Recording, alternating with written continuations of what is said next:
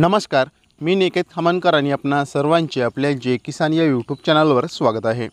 आज दिनांक 4 ऑक्टोबर 2024 आणि मित्रो आता सकाळचे 7:30 झालेले आहेत।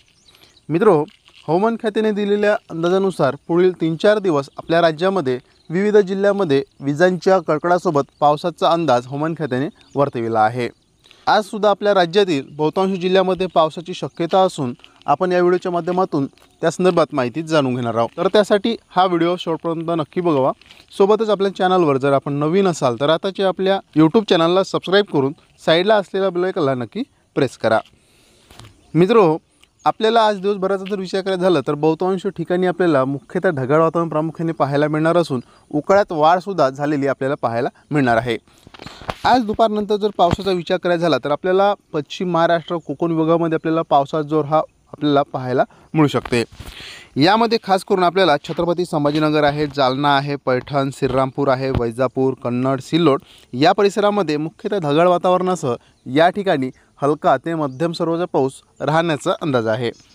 सोबतच चिखली आहे, त्यानंतर लोणार, वाशिम, हिंगोली, सेलू, सोबतच पुसद, उमरखेड, नांदेड आहे, माजलगाव आहे या परिसरामध्ये सुद्धा बहुतांश ठिकाणी खास करून सायंकाळच्या वेळी हलका स्वरूपाचा पाऊस होण्याचा अंदाज आहे।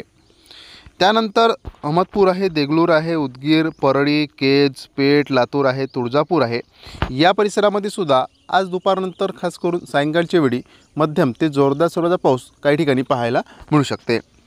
त्यानंतर सोलापूर आहे, सोबतच पंढरपूर, तुळजापूर, बार्शी, करमाळा, त्यानंतर इंदापूर आहे, सोबतच जामखेड आहे या परिसरामध्ये सुद्धा बहुतांश ठिकाणी हलका स्वरूपाचा पाऊस राहण्याचा अंदाज आहे।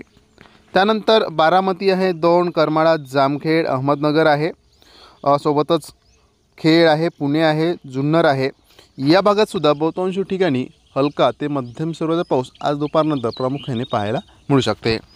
त्यानंतर आपल्याला जुन्नर आहे, कल्याण, डोंबिवली, पालघर, वाडा, इगतपुरी आहे, नाशिक आहे, त्यानंतर मनमाडचा पश्चिमेकडील भाग आहे या भागामध्ये आपल्याला बहुतांश ठिकाणी आपल्याला हलका स्वरूपाचा पाऊस पाहायला मिळू शकते।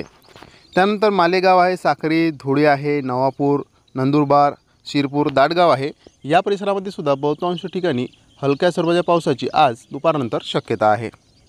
सोबतच आपल्याला खोपोली, खेड आहे, मुंबई, पुणे, त्यानंतर गोरेगाव आहे, सोबतच चिपळूण, सातारा आहे या परिसरामध्ये सुद्धा बहुतांश ठिकाणी आपल्याला हलका किंवा मध्यम स्वरूपाचा पाऊस आज दुपारनंतर खास करून सायंकाळच्या वेळी या ठिकाणी आपल्याला पाहायला मिळू शकते।